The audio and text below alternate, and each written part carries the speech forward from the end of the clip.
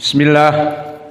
Innal hamdalillah nahmaduhu wa nasta'inuhu wa nastaghfiruh wa na'udzu billahi min shururi anfusina wa min sayyiati a'malina. May yahdihillahu fala mudhillalah wa may yudlil fala hadiyalah. Wa ashhadu an la ilaha illallah wahdahu la syarikalah wa ashhadu anna Muhammadan abduhu wa rasuluh. Ya ayyuhalladzina amanu taqullaha haqqa tuqatih wa la tamutunna illa wa antum muslimun. Ya ayyuhan nasu taqu rabbakumul ladzi khalaqakum min nafsin wahidah wa khalaqa minha zawjaha wa batha minhuma rijalan katsiran wa nisaa'a wattaqullaha alladzi tasaaluna bihi wal arham innallaha kana 'alaikum raqiba. Ya ayyuhalladzina amanu taqullaha wa qulu qawlan sadida yuslih lakum a'malakum wa yaghfir lakum dzunubakum wa may yuti'illaha wa rasulahu faqad faza fawzan 'azima. Amma ba'd, fa inna asdaqal hadits kitabullah wa khairal huda hadi Muhammadin sallallahu alaihi wa ala alihi wasallam. Sidang Jumat yang berbahagia di Masjid Imam Muqbil Al-Wadi'i di Darmasraya, Sumatera Barat. Maka ketahuilah Allah telah memberikan ilmunya kepada kita, ilmu syar'i yang bersumber dari Al-Quran dan Sunnah, dan dari ilmu yang Allah berikan kepada kita akan menyebabkan al-khasyah lillahi jalla wa'ala, akan menyebabkan seseorang menjadi takut kepada Allah jalla wa'ala. Maka Allah berfirman di dalam ayat Al-Quran, wa fi nuskhatiha hudaw wa rahmah.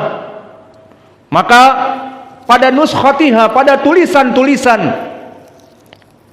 yang diturunkan oleh Allah, di antaranya Taurat, wal Injil, wal Quran, maka hudaw wa rahmah lilladina hum li rabbihim yarhabun, bagi mereka orang-orang yang li rabbihim yarhabun, kepada Allah mereka merasa takut.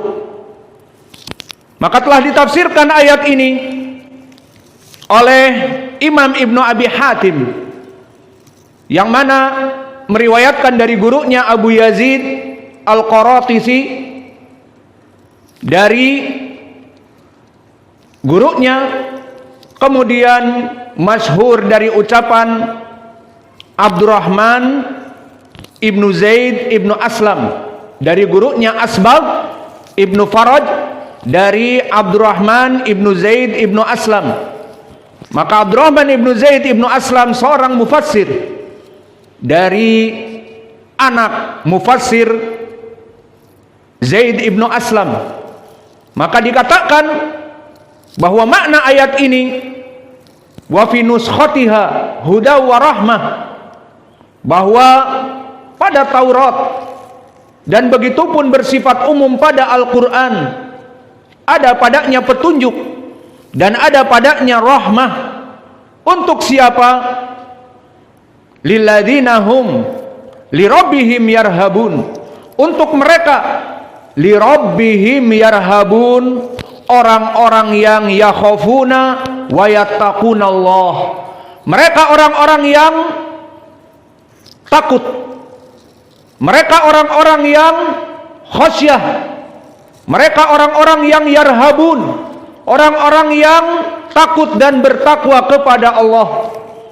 Maka di sini menjadi pendalilan bahwa Taurat wal Injil bersifat umum juga Al-Quran, huda wa rahmah, ada petunjuk dan rahmat bagi mereka orang-orang yang li rabbihim yarhabun, menyebabkan manusia itu takut kepada Allah.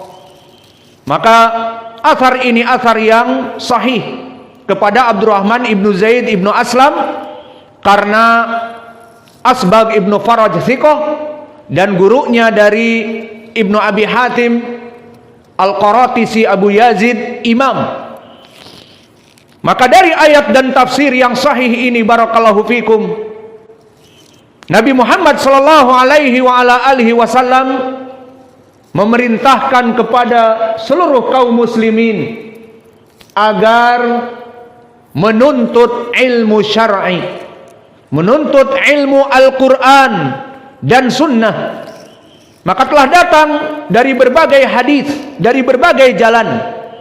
Maka jalan yang pertama datang dari sahabat Anas, seperti diriwayatkan oleh Imam Ibnu Majah dari Hafiz Ibnu Sulaiman Ibnu Al-Mughirah an Kathir Ibni Shintir an Muhammad Ibni Sirin dari Anas Ibnu Malik. Berkata Rasulullah sallallahu alaihi wa ala alihi wasallam, talabul ilmi faridatun ala kulli muslim. Menuntut ilmu itu wajib, fardu ain untuk seluruh kaum muslimin. Maka hadis ini yang kita sebutkan sanadnya dhaif. Kathir Ibnu Shintir yang rajih adalah saduq hasanul hadis, namun Hafiz Ibnu Sulaiman Ibnu Al-Mughirah yang rajih dia dhaif. Namun telah datang jalan yang lain dari Anas Ibnu Malik sekitar 10 jalan yang tidak lekang dari dhaif. Maka 10 jalan meskipun dhaif bisa naik kepada hasan paling sedikit ataupun sahih. Dan telah datang dari sahabat yang lain diriwayatkan oleh Imam Ibnu Majah pula dari sahabat Abu Sa'id Al-Khudri, dari murid yang meriwayatkan tabi'i Atiyah Ibnu Sa'id an Abi Sa'idin Al-Khudri. Maka sanad ini pun dhaif karena Atiyah Ibnu Sa'id mudallis dan dhaif. Maka dari dua jalan ini paling sedikit bisa naik kepada derajat yang hasan. Maka hadis ini masyhur, disahihkan oleh para ulama tentang kedudukannya karena banyak dari jalan-jalan yang berbagai jalan. Maka hadis ini menjadi pendalilan dengan kesahihannya. Talabul ilmi faridatun ala kulli muslim, menuntut ilmu agama, menuntut ilmu syar'i yang ada padanya Al-Quran dan sunnah, hukumnya wajib. Dan tambih di sini peringatan, adapun tambahan talabul ilmi faridatun ala kulli muslim wa muslimah, tambahan dan untuk perempuan juga, muslim laki-laki dan muslimah perempuannya juga. Maka ini tambahan yang la aslalah, tidak ada asalnya, telah didhaifkan oleh para ulama, tidak ada asalnya. Dan di dalam syariat cukup khitab kepada laki-laki, cukup kepada perempuan. Talabul ilm faridatun ala kulli muslim, maka wajib juga untuk para perempuan, amun lidzakar wal untha. Dan begitupun seluruh khitab dari Al-Quran, yukhatibur rijal, namun yang diinginkan lidzakar wal untha, seperti Allah berfirman, wa aqimus shalah lidzakar wa atau zakah lidzakar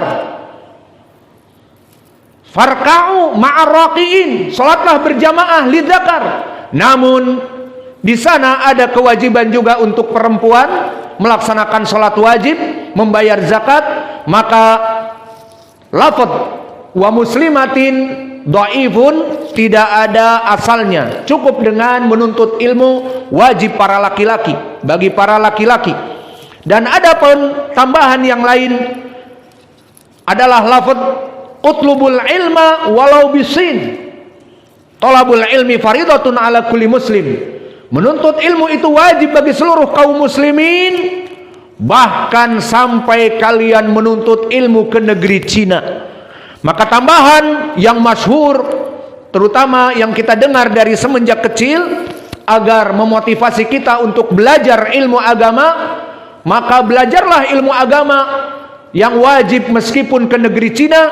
Di sini pun dhaif, diriwayatkan oleh Imam Al-Baihaqi di Syu'abil Iman dan yang lainnya dari jalan Abu Atikah dari Anas Ibnu Malik.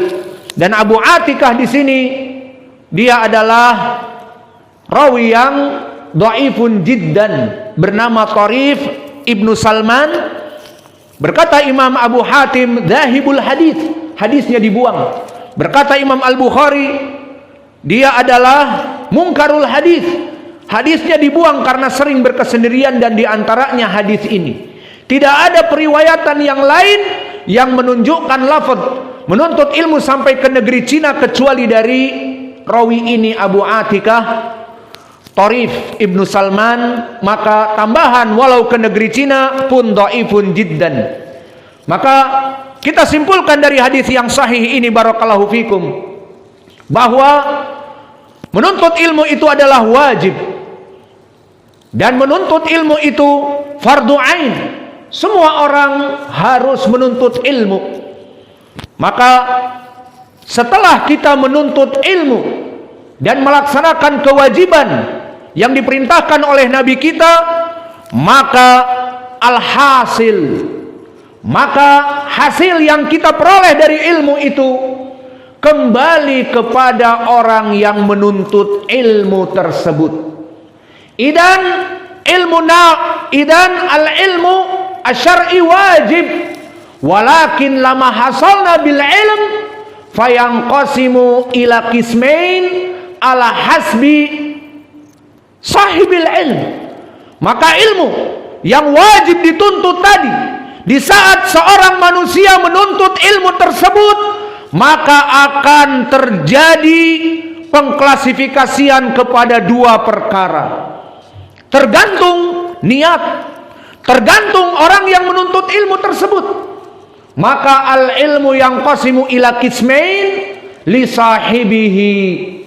Al-awwal al-ilmu nafi' wa tsani al-ilmu alladhi la yanfa'. Yang pertama, ilmu yang bermanfaat. Bagaimana seseorang dikatakan mempunyai ilmu yang bermanfaat? Dan yang kedua, ilmu yang tidak bermanfaat. Bagaimana seseorang bisa menuntut ilmu kok mendapatkan ilmu yang tidak bermanfaat, padahal bersumber dari Al-Quran was sunnah? Kaifa hada? Mereka yang mempunyai ilmu yang bermanfaat, wa hada likulli maqalin maqal wa likulli maqamin maqam. Semua orang berbeda niatnya, semua orang berbeda motivasinya, sama-sama menuntut ilmu, namun latar belakang yang berbeda, namun niatnya yang berbeda, namun sikapnya dia dengan ilmu yang dia peroleh berbeda. Idan, siapa yang diberikan ilmu nafi' dari para penuntut ilmu? Maka orang-orang yang diberikan ilmu nafi', haula, mereka yang mempunyai ilmu, dengan ilmunya yazidu khasyah lillah, menambah rasa takut kepada Allah. Semakin bertambah ilmunya, semakin merunduk, jatuh tersungkur takut kepada Allah. Seperti ilmu padi, di mana padi di saat awal ditanam, maka dia seperti menanggah ke langit vertikal dalam keadaan sombong. Dan itulah orang-orang yang baru pertama kali menuntut ilmu. Aku mempunyai Al-Quran, aku hafal hadis-hadis, aku memahami ayat Al-Quran dan hadisnya, aku lebih baik dari kaum muslimin yang ada di desaku. Atau dia magrur, tertipu dengan santri-santri yang lainnya. Aku lebih baik dari yang lainnya, aku membaca satu hadis langsung hafal, membaca hadis 5 menit langsung hafal. Menit-menit yang lainnya disibukkan dengan main-main. Baca 5 menit hafal, sudah. Haula al-magrurun ala anfusihim qad rubama la yahsulul ilm an-nafi'. Maka siapa mereka orang-orang yang diberikan ilmu nafi'? Pertama, seperti ilmu padi tadi, di saat masih muda, masih baru menuntut ilmu, bersifat arogans. Kemudian setelah bulir-bulir padinya penuh dan menguning dan siap dipanen, maka ilmunya banyak, maka dia semakin merunduk ke bumi, mengarah ke tanah, menjadi horizontal, bahkan mengarah ke tanah. Maka dia semakin tunduk tawadu, takut kepada Allah. Maka dari mereka orang-orang yang mempunyai ilmu nafi', khasyatillah. Dan yang kedua, ya'mal bil ilm, dia mengamalkan ilmunya, dia mengetahui apa dari kewajiban, konsekuensi dari ilmu tentang pengharaman, tentang kewajiban, maka dia jauhkan yang haram dan dia amalkan yang wajib, dan dia amalkan yang sunnah, yang disunahkan oleh Nabi kita. Tidak berkata, alah ini kan cuman sunnah. Maka hidupkan sunnah yang termatikan, hidupkan sunnah yang orang tidak bisa melaksanakannya. Maka inilah dari ilmu yang bermanfaat. Dan begitupun dari ilmu yang bermanfaat, dia menghafalnya, dan dia mengamalkannya, dan dia mendakwahkannya. Inilah ilmu yang bermanfaat. Haula alladhi indahu ilmun nafi' ya'mal bihi wa yad'u ilaihi wa yakhsha rabbahu. Walakin hunaka qismun tsani, dan pembagian yang kedua, mereka yang mempunyai ilmu alladzi la yanfa'u. Fa kaifa hada? Yazidu ilman wa yazidu maksiatan, yazidu ilman wa yazidu kibran. Maka semakin dia bertambah ilmu, semakin dia tidak takut kepada Allah, semakin dia bertambah ilmu, semakin dia arogans. Dia merasa dirinya lebih dari santri yang lain. Dia merasa dirinya Syekhul Islam Ibnu Taimiyah di zamannya. Maka bertambah ilmu, semakin dia mencintai jidal. Yuhibbul jidal wal mira. Karena apa? Karena aku orang yang paling alim. Maka ingin dengan ilmunya itu merendahkan manusia-manusia yang lain. Mereka itu tidak paham apa-apa. Dan yang lebih parah, semakin bertambah kemaksiatannya. Bagaimana bisa orang ini mencintai kemaksiatan, kemudian dengan menghafal Al-Quran dan Sunnah, justru dia menjadikan Al-Quran dan Sunnah pembenaran dari akidahnya yang bobrok. Maka yaj'aluna Al-Quran wa Sunnah difa'an li maksiyatih, difa'an li bid'atihi, faidan min haula alladhi la yanfa'u fi ilmihi. Dari mereka orang-orang yang tidak bermanfaat dari ilmunya, hum ahlul bid'ah wa hum ahlul dhalal wazanadiqah. Maka mereka orang-orang zindiq, orang-orang ahlul bidah. Mereka mempelajari Al-Quran li'aish, difa'an an bid'atihim, mencari ayat-ayat mutasyabih untuk membela dari kebid'ahan mereka. Wa difa'an an maksiatih, bal difa'an an syirqihi wa an kufrihi. Idan haula indahu ilm la yazidu khasyah lillah au fillah, walakin yazidu asyirk wal kufur wal bidah wal ma'asi. Maka bertambah ilmunya orang ini, justru semakin merebak kebid'ahannya, semakin tidak takut kepada Allah, karena ilmunya dia jadikan sebagai tameng dari kebid'ahan dan kemaksiatannya, bahkan kesyirikan dan kekufuran. Iyadzan billah. Maka oleh sebab itu, dari realita yang nyata ini, di mana Nabi memerintahkan kita untuk menuntut ilmu, kemudian hakikatnya orang yang menuntut ilmu akan terbagi menjadi dua: ilmu ladzi yanfa aw ilmu nafi' wa ilmu ladzi la yanfa. Idzan faman nahnu al-ana fahal hasalna al-ilm alladzi yanfa aw la yanfa, fahada kullu yarji ila nafsina. Maka tanyakan kepada diri sendiri, introspeksi dan juga evaluasi diri. Apakah Al-Quran yang kita hafal, dengan kita bahkan belajar tajwid, ini huruf mufakhamah, wa ini huruf muraqqaqah, dan bahkan kita menghafalnya dengan qiraat Hafiz an Asim, Al-Kisai, Abu Amr, qiraah Hamzah, qiraah Wars an Nafi'. Namun introspeksi, apakah semua ini menyebabkan kita takabur? Apakah semua ini tidak menyebabkan kita tawadhu? Apakah semua ini menyebabkan kita lancung kepada Allah, semakin tidak takut di dalam keadaan kemaksiatan kepadanya? Maka di sini semua kembali kepada diri kita. Di saat kita mengetahui hakikat pembagian ini, maka kita diingatkan kepada ucapan Nabi. Maka kita berlindung kepada Allah. Nahnu nata'awwadu billah min ilmin alladzi la yanfa, wa nahnu nad'u rabbana bihusul ilmi alladzi yanfa. Maka kita meminta kepada Allah agar Allah memberikan kepada kita ilmu yang bermanfaat. Jadi kita sibuk menuntut ilmu di pondok-pondok pesantren bertahun-tahun, baik di dalam negeri atau di luar negeri, juga masih berdoa apa? Berikan kami ilmu yang bermanfaat. Dan selain itu kita beristiadah meminta dijauhkan dari ilmu yang tidak bermanfaat. Karena ilmu yang bermanfaat hujatun lahu.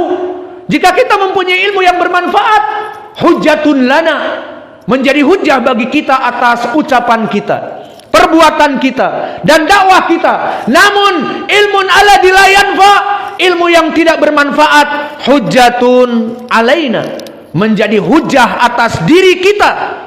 Semakin bertambah ilmu, semakin bertambah dosa-dosa, dan menjadi hujah atas kita, bukan bagi kita.